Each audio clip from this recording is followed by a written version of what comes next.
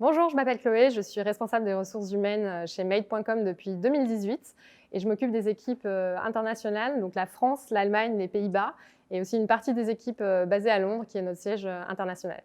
Made.com, c'est une boîte britannique qui a connu une belle expansion européenne ces dernières années puisqu'on a aujourd'hui des antennes à Paris, à Berlin, à Amsterdam, depuis lesquelles on pilote bien sûr ces marchés, mais aussi des marchés plus nouveaux et puis des nouveaux marchés, on l'espère, dans les années à venir. Donc c'est un environnement hyper international et hyper multiculturel, donc c'est vraiment top. Made, c'est aussi une boîte tech, même si on a un modèle dit phygital, donc physique et digital. Beaucoup de choses se passent en ligne forcément sur notre site internet, mais on a aussi des showrooms à Paris et à Lyon qui permettent aux clients finalement d'appréhender l'univers de la marque et de toucher nos produits avec les conseils de nos conseillers showroom. Ici à Paris, on est une cinquantaine de collaborateurs, donc on a l'avantage de profiter et de bénéficier de l'esprit start-up parce que tout va très vite et qu'on est encore dans un mode de travail assez agile. Et en même temps, on peut s'appuyer sur une structure plus solide puisque niveau groupe, on est 600 collaborateurs. Donc on a, j'ai envie de dire, le meilleur des deux mondes. J'ai fait le choix de rejoindre Made parce que j'étais une fan et je suis encore une fan incontestée de la marque, des produits, de la culture d'entreprise que j'adore. Et ce qui me fait rester aujourd'hui, c'est surtout les défis et les challenges de Made parce que c'est une boîte hyper dynamique, hyper ambitieuse, donc il y aura toujours des choses à faire.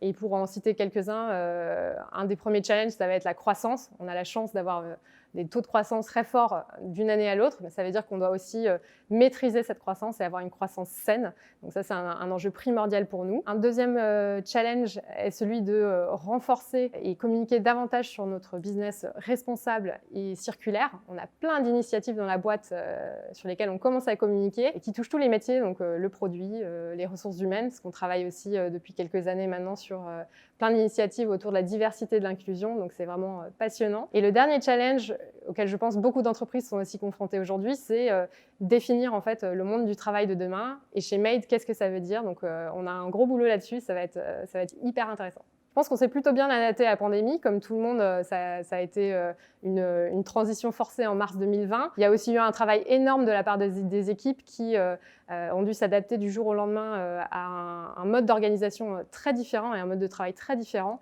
Et fermer un showroom du jour au lendemain sans la certitude de combien de temps ça va durer et qu'est-ce que je vais faire en attendant, c'est hyper dur et ils l'ont fait avec un professionnalisme et un engagement incroyable. On avait aussi déjà instauré le télétravail avant tout ça, mais je pense qu'on a été assez agréablement surpris à quel point on pouvait l'élargir à d'autres métiers comme le service client ou le showroom.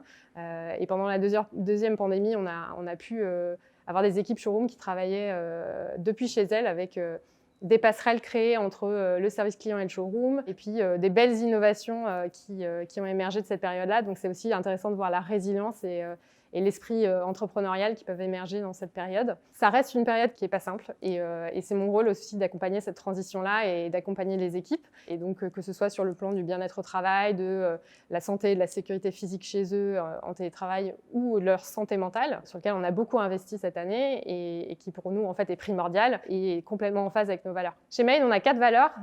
Donc la première, c'est qu'on est des passionnés, on adore la marque, on adore les produits, on adore la culture, on adore nos jobs. Donc en fait, ça donne un écosystème de personnes hyper engagées, hyper dynamiques et c'est hyper positif. Une autre valeur, c'est celle de faire ce qui est juste. Dans toutes nos décisions et toutes nos actions, on s'assure d'agir avec intégrité et donc d'être le plus transparent possible avec nos équipes, nos partenaires, nos clients. Une troisième valeur, c'est celle de challenger le statu quo. Donc on a l'avantage d'être dans une boîte qui nous permet de pousser un peu les lignes, c'est d'ailleurs encouragé. Et la quatrième valeur, c'est de viser plus grand, viser plus haut. On a beaucoup d'ambition, on veut que la boîte évolue et donc on se remet tout le temps en question sur voilà, est-ce que je crée de la valeur en faisant ça, est-ce que je crée de la valeur en faisant ça, etc. Donc c'est quatre valeurs hyper complémentaires, hyper saines dans lesquelles les équipes se retrouvent aujourd'hui.